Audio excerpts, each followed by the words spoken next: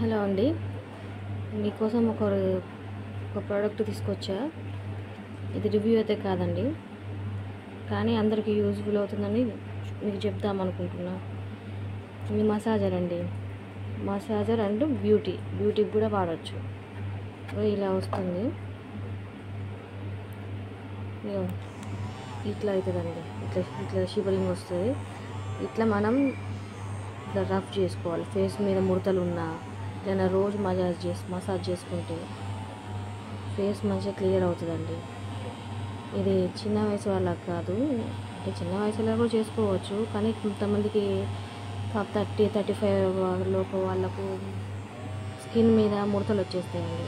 ఇట్లా మసాజ్ చేసుకుంటే ఫేస్ మంచిగా ఉంటుంది అన్నమాట.